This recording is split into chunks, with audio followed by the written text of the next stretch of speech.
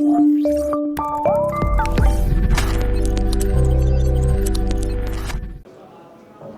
वालेकुम स्टूडेंट्स, कल हमने एक्सरसाइज 9.3 के क्वेश्चन नंबर 3 तक कंप्लीट कर लिया था। आज हम एक्सरसाइज 9.3 के रिमेनिंग क्वेश्चंस को देख लेते हैं।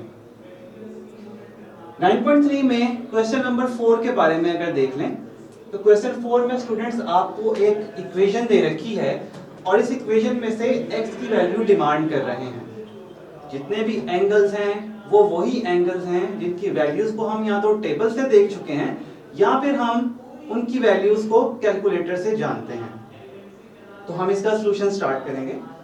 स्टूडेंट्स देखिए, इसको रीअरेंज करके लिख लेते हैं। इस x की वैल्यू चूंकि फाइंड करनी है तो इसको मैं अपने लेफ्ट साइड पे लिखूंगा। This is x sin 45 cosine 45 tangent 60 equals to tan square 45 minus cosine square 60। इन तमाम स्टैंडर्ड एंगल्स की वैल्यूज हम जानते हैं, हम इनकी वैल्यूज को यहां पुट कर देते हैं। sin 45 हम जानते हैं स्टूडेंट्स कि इट इज 1/√2। cosine 45 हम स्टूडेंट्स इसको भी जानते हैं कि दिस इज अगेन 1/√2। दोनों के दोनों angles sin 45 cosine 45 same values देते हैं। tan 60 it is √3 equals to tan 45 students it is 1 और ऊपर जो एंगल का स्क्वायर है, मतलब इस फंक्शन का स्क्वायर है tan 45 का, इस फंक्शन के स्क्वायर को एज इट इज लगा देंगे। cosine 60 is 1/2 होल का स्क्वायर। स्टूडेंट्स इन तमाम वैल्यूज को हम सिंपलीफाई कर लेंगे। अगर देखा जाए स्टूडेंट्स तो यहाँ पे √3 और नीचे √2 आपस में 2 दफा मल्टीप्लाई हो रहा है, इक्वल्स टू 1 का square is 1, 1/2 whole square is 1/4। This will be x √3 divided by √4 equals to 4 minus 1 divided by 4। Students √4 2 देता है। Overall answer will be √3 divided by 2 equals to 3 divided by 4। Students इधर से ही इस 2 को इस 4 से कैंसिल कर दीजिए, यहाँ पे 2 बचेगा। इस इक्वेशन में हमारे पास x अननोन है, इस √3 को मैं नीचे डिवाइड कर दूंगा। x इक्वल्स टू 3/2 और साथ में ये √3 डिनोमिनेटर में मूव कर जाए।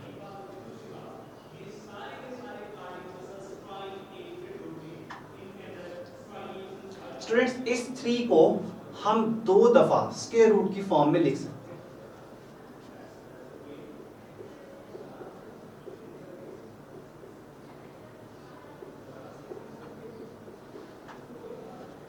आप देखिए, अगर मैं इसके रूट को आपस में कंबाइन कर दूं, 3 into 3 is √9, √9 is equals to 3। तो हम ये वाला फॉर्मूला यूज करते हुए इसको डबल फ्रैक्शंस की फॉर्म में लिख सकते हैं। √3 से कैंसिल आउट हो जाएगा। x की वैल्यू स्टूडेंट्स आ जाएगी √3 divided by 2। This is the required answer of the value x।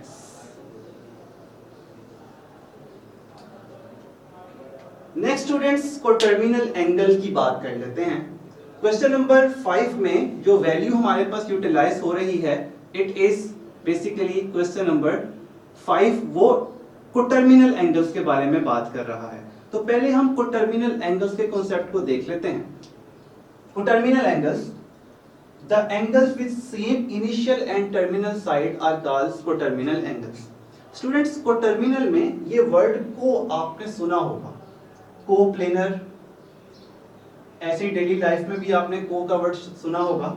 इस को का मतलब होता है टुगेदर, मतलब सेम आने वाले। इकट्ठे आने वाले। तो कोटर्मिनल एंगल्स बेसिकली ऐसे एंगल्स होते हैं जिनकी टर्मिनल और इनिशियल साइड आपस में सेम होती है। मैंने पिक्चर्स के थ्रू, इन डायग्राम्स के थ्रू आपको समझाने की कोशिश की है। देखिए POQ एक एंगल है, इस एंगल में आपको थीटा एंगल नजर आ रहा है which is anti clockwise positive. Students, अगर मैं अपनी इस टर्मिनल रे को एक और रेवोल्यूशन दूं, एक दफा और रोटेट कर दूं और उसको मैं जहां पे वो पहली कंडीशन में है उसको दोबारा उसी कंडीशन में ले आऊं, तो मैंने उसमें 2 पाई या 360 डिग्री ऐड किया है। स्टूडेंट्स, जितना एंगल ये थीटा था उतना एंगल थीटा प्लस 2 पाई ही रहेगा, इसमें कोई तब्दीली नहीं आएगी। इसी तरह से स्टूडेंट्स, अगर मैं इसको 2 दफा रिवॉल्व कर दूं तो वो थीटा प्लस 4 पाई हो जाएगा। 3 दफा रिवॉल्व करने से क्या मिलेगा? Theta plus 6 pi and so on. तो हम कह सकते हैं कि ये जो OQ रे है इसकी ओरिजिनल पोजीशन हर रेवोल्यूशन के बाद सेम रहती है, इसमें कोई फर्क नहीं पड़ता। आप अगर उसको 2 पाई रेडियंस या 360 डिग्री रोटेट कर दें पॉजिटिव या नेगेटिव डायरेक्शन में, तो आपके पास OQ की ओरिजिनल पोजीशन पे कोई फर्क नहीं पड़ता।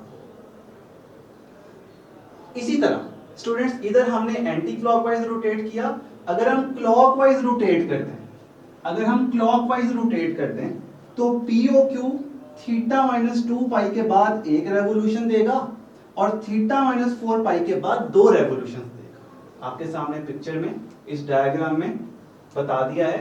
थीटा को आप एक दफा एंटी क्लॉकवाइज रोटेट करें थीटा माइनस 2 पाई, और इस तरह थीटा को आप एक दफा और रोटेट करें तो थीटा माइनस 4 पाई। जनरली आप कह सकते हैं कि थीटा प्लस 360 के या थीटा प्लस 2k पाई ये कोटर्मिनल एंगल्स के जनरेटर हैं। देखिए, अगर मैं इस फार्मूले में k की जगह 1 रख दूं तो थीटा प्लस 2 पाई एक रेवोल्यूशन मिला, ये वाला। इसी तरह स्टूडेंट्स, अगर इस फार्मूले में मैं k की जगह, जो कि एक इंटीजर है, पॉजिटिव भी हो सकता है नेगेटिव भी हो सकता है, फ्रैक्शन नहीं होगा, इंटीजर को बिलोंग कर रहा है, अगर मैं k की जगह 2 पुट कर दूं तो 2 इंटू 2 4, 2 रेवोल्यूशन मिल जाएंगे। तो आप इस जनरल फार्मूले से कोई भी कोटर्मिनल एंगल को जनरेट करवा सकते हैं, ये कोटर्मिनल एंगल का जनरेटर है। एक आखिर में एग्जांपल के तौर पे समझाने के लिए स्टूडेंट्स, मान लीजिए ये एंगल ओरिजिनली आपके पास 45 डिग्री था। इस 45 डिग्री में अगर आप 360 डिग्री ऐड करते हैं, मतलब एक रेवोल्यूशन इसमें ऐड कर दें, तो एंगल आपको 405 डिग्री मिलेगा। अगर आप इस 45 में 2 दफा 360 ऐड करते हैं तो आपको एंगल 765 डिग्री मिलेगा। स्टूडेंट्स, अगर आप इसको एक दफा क्लॉकवाइज रोटेट करते हैं तो 45 में से माइनस 360 डिग्री माइनस करने से माइनस 315 डिग्री मिलेगा। अब कोटर्मिनल एंगल की जो खास बात है स्टूडेंट्स वो ये है कि आप इन तमाम के तमाम कोटर्मिनल एंगल्स की अगर साइन वैल्यू या कोसाइन वैल्यू या टेंजेंट वैल्यू किसी भी फंक्शन की वैल्यू कैलकुलेट करें तो सब केसेस में आंसर सेम आता है, क्योंकि सब के सब एक दूसरे के कोटर्मिनल एंगल्स हैं। देखिए 45 डिग्री का कोटर्मिनल एंगल 405 भी है, 765 भी है, माइनस 315 डिग्री भी है। तो आपने सबके साइन कैलकुलेट किए और वो सबके साइन सिमिलर हैं अपनी इस ओरिजिनल वैल्यू के, विच इज 1/√2। स्टूडेंट्स, यहां तक कोटर्मिनल एंगल्स का कॉन्सेप्ट क्लियर हुआ। अब हम इस टॉपिक से रिलेटेड क्वेश्चंस करेंगे जो कि एक्सरसाइज 9.3 के क्वेश्चन नंबर 5 और 6 हैं। जी स्टूडेंट्स, तो हम कोटर्मिनल एंगल्स की बेस के ऊपर समझे गए कॉन्सेप्ट को यूज करेंगे और क्वेश्चन नंबर 5 को सॉल्व करने की कोशिश करेंगे। क्वेश्चन मैंने आपके सामने लिखा है, find the values of trigonometric functions of the following quadrantal angles. Part 1 में उन्होंने हमें माइनस पाई की वैल्यू दे रखी है। स्टूडेंट्स, कोटर्मिनल एंगल्स का कॉन्सेप्ट यूज करते हुए मैं यहाँ पे माइनस पाई को इस तरह लिख सकता हूं, -2 पाई प्लस पाई। अगर आप को टर्मिनल एंगल्स का कॉन्सेप्ट यूज करें तो लग ये रहा है जैसे इस पाई एंगल को आपने -2 पाई की रोटेशन दी हुई है, और वो कैसी रोटेशन है, वो क्लॉकवाइज रोटेशन है। According to the formula of coterminal angle हम ये कह सकते हैं कि इस पूरी इक्वेशन में -पाई और पाई ये एक दूसरे के कोटर्मिनल एंगल्स हैं। तो स्टूडेंट्स अगर ये एक दूसरे के कोटर्मिनल एंगल्स हैं तो जो वैल्यू इस ट्रिग्नोमेट्रिक फंक्शंस के इस एंगल पे होगी वही वैल्यू ट्रिग्नोमेट्रिक फंक्शन के इस एंगल पे होगी। तो आप लिख देंगे this shows that -pi and pi are the coterminal angles, so their trigonometric ratios will be same। तो स्टूडेंट्स देखिए, जो वैल्यू -पाई की साइन पे वही वैल्यू साइन की पाई पे। इसी तरह से students cosine of -pi equals to cosine pi. तो हम -पाई की जगह पे हर ट्रिग्नोमेट्रिक फंक्शंस में पाई की वैल्यू पुट करते जाएं। इसी तरह से कोसेकेंट में, इसी तरह से सीकेंट में, इसी तरह से कोटेंजेंट। स्टूडेंट्स साइन पाई आप जानते हैं ये 0 होता है। कोसाइन पाई आप जानते हैं, पिछले लेक्चर्स में आपको बताया इट इज -1। अदरवाइज आप कैलकुलेट भी कर लें तो आपको कोसाइन पाई मतलब कोसाइन 180 डिग्री -1 के बराबर मिल जाएगा। स्टूडेंट्स इन दोनों को डिवाइड कर दिया जाए अगर आपस में तो आपको टेंजेंट पाई की वैल्यू मिलेगी, मतलब 0/-1 इज इक्वल्स टू 0। इसका रेसिप्रोकल कर दें, 0/1/0 is undefined, not defined. Cosecant pi is undefined. Secant pi students इसका रेसिप्रोकल -1 ही होगा, इसकी वैल्यू -1 ही रहेगी। Cot pi will be the reciprocal of tangent pi, और टेंजेंट पाई की वैल्यू 0 है, मतलब इसका आंसर भी अनडिफाइंड होगा। स्टूडेंट्स यहाँ पे इस पार्ट का सॉल्यूशन एंड हुआ।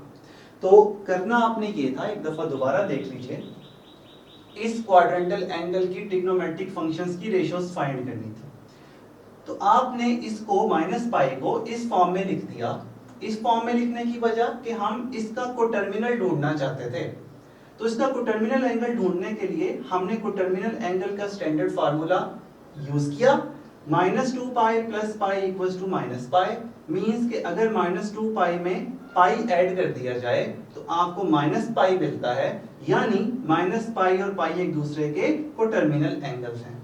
तो जो ट्रिग्नोमेट्रिक फंक्शंस की वैल्यूज -पाई पे मिलेंगी वही ट्रिग्नोमेट्रिक फंक्शंस की वैल्यू पाई पे मिलेंगी। हमें -पाई का तो पता नहीं था, लेकिन पाई की सारी वैल्यूज हमको याद थी, तो हमने कोटर्मिनल एंगल का कांसेप्ट यूज करते हुए इस क्वेश्चन के सॉल्यूशन को सॉल्व किया।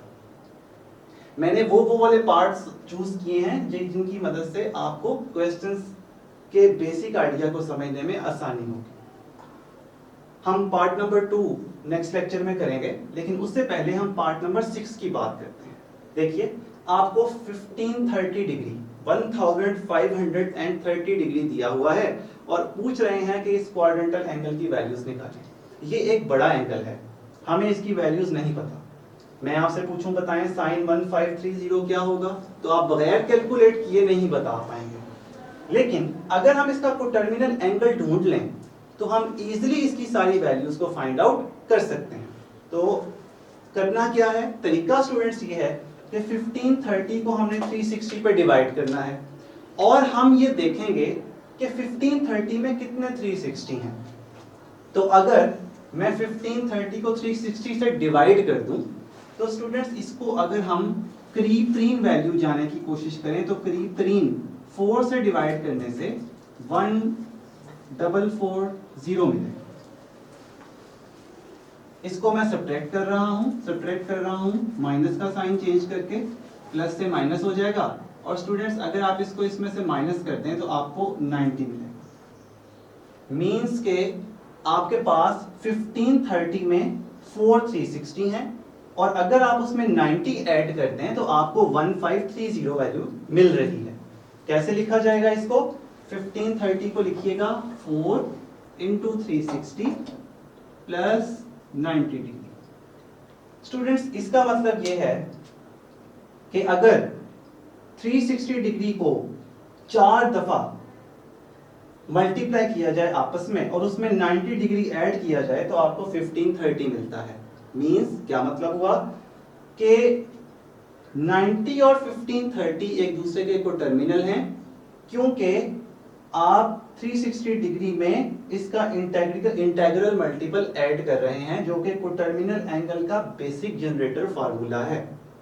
मींस आप 360 को अगर 4 से मल्टीप्लाई करें, ये 360, ये k की वैल्यू, और इसमें 90 ऐड करें तो आपको एग्जैक्टली वही एंगल मिल जाता है। हम 1530 से थोड़ा पीछे रहे 1440 पे। अगर हम इसको 5 से डिवाइड करते तो ये वैल्यू 1530 से बड़ी हो जाती। हमने 1530 से पीछे रहना है। तो स्टूडेंट्स 1530 और 90 एक दूसरे के कोटर्मिनल एंगल्स हो गए। मींस के जो वैल्यू 1530 डिग्री पे मिलेगी वही वैल्यू 90 डिग्री पे भी मिलेगी। हम यही वैल्यूज को पुट कर देंगे। दिस शोज दैट, लिख सकता हूं students, 1530 degree and 90 degree are coterminal angles of each other, so their trigonometric ratios will be same। हम 1530 की जगह पे 90 डिग्री यूज कर सकते हैं। यहाँ पे sin 90, हर जगह पे तो sin 90